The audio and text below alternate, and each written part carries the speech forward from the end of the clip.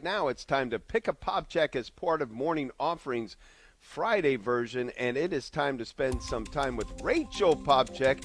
She is our Popcak of the day. Rachel Popcak Isaac is a pastoral associate and mental performance specialist with CatholicCounselors.com. She directs their faith-based mental performance services where she works with athletes, professionals, and people in their everyday lives wanting to be their best and achieve their goals. Good morning, Rachel. Hey, Rachel. Good morning. Hi, Rachel. Good morning. Thank you for having me. It's good to be with you this morning, Rachel. I know one of the things that people struggle with, and I have to say causes stress in their lives when they do, is perfectionism. It's one of those tricky topics because we might not always recognize the way that it's impacting us in our daily lives. What are some of the subtle or hidden ways that perfectionism can sneak in? That's very true, and I think a lot of times when we think about the idea of perfectionism, we just think about high standards. And so we often think, maybe I don't have high standards, so that's not something that affects me. But perfectionism is honestly so much more than that, because it does come in very sneaky ways, like over-editing, maybe not communicating our needs, people-pleasing, procrastinating, all these sorts of things that are really ultimately fueled by this sort of underlying pressure to kind of always prove that we're good enough, right? So I feel like my worth is maybe based on my performance, or making people happy is based on if I do enough for them. And, that can really create a lot of anxiety in our relationships, in our daily roles, and just, as we're going through our daily life. So, Rachel, is there like some simple or practical ways that you would recommend if this is a part of somebody's life that they would help overcome in their lives? One of my favorite sort of approaches, it's a very just practical thing that we can kind of do in any moment. And what it allows us to do is ultimately kind of decrease sort of the perceived threat, if you will, of perfectionism, right? So that perceived threat of, what if I don't get my whole house cleaned by the time, my guests come over tonight, right? Or what if, this thing happens and which is my issue tonight. Right? That's my issue tonight, Rachel. Yes. How am I going to get my house clean before guests come? Yes, go ahead. I'm sorry. Exactly. And it's that threat, right, of the what if. So when we're dealing with perfectionism and anxiety in general, honestly, we have a lot of those what if questions. And essentially our brain really likes finished sentences. And so the fact that a what if my whole house isn't clean by the time these people come over tonight is a sentence, we don't think about a solution. We're just left with the threat of that question, and it feels very scary and overwhelming, and it feels like it does sort of ultimately end up saying something about us.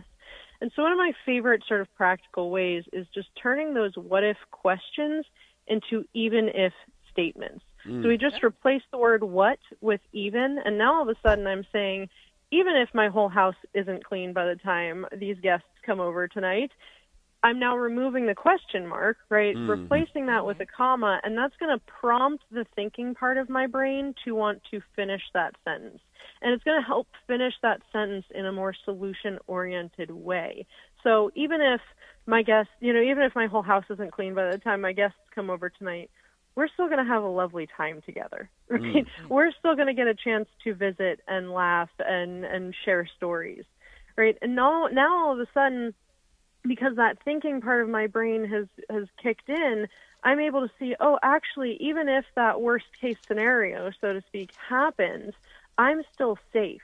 I'm still okay. I'm not threatened by that thing happening.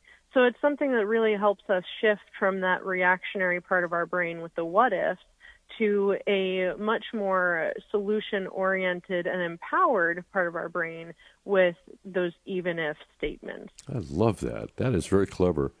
That is. Now, of course, we all kind of struggle trying to overcome perfectionism.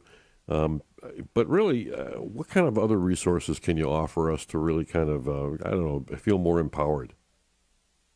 Well, I will actually be hosting a live 1-hour webinar on overcoming perfectionism. It's called Empowered, Overcoming Perfectionism and Achieving Your Goals. It will be live on Zoom on Thursday, July 31st at 8 p.m. Eastern.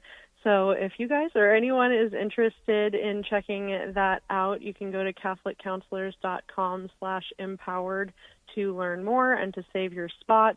It's going to be an hour packed full of practical resources, tips, and helping us understand why our brain defaults into perfectionism and what we can do to overcome that, to build our confidence, to be more empowered, and ultimately have the abundant life and relationships that God has created us to have. Rachel, I want to take us back to the beginning here. We are assuming that everyone is thinking that perfectionism is a negative, where I've run into a lot of situations where people are proud of their perfectionism and proclaim it as something that is very good in their lives, and even accusations made toward them about being a perfectionist they receive as a compliment. you know. Well, and that's very true. And I think, though, that there's a difference between being a high achiever and a perfectionist.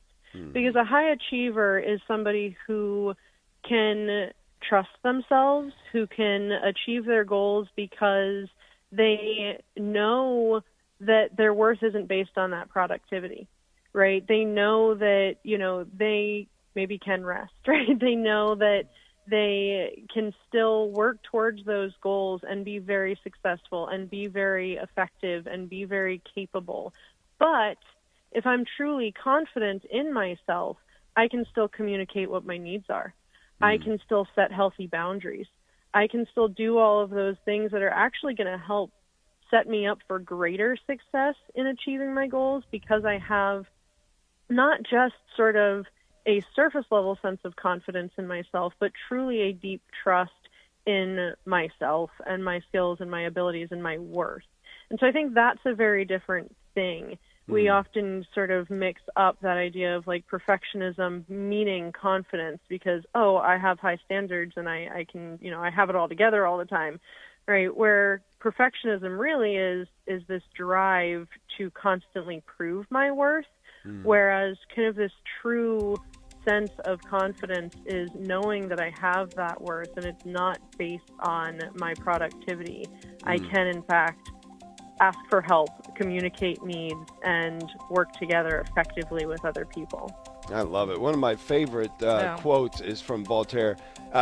Perfection is the enemy of good enough. Sometimes we're just fighting for something better when there really isn't much ground to fight for, but we're going to do it regardless. Thank you very much, Rachel. God bless you. Appreciate you. CatholicCounselors.com. Get signed up. Rachel.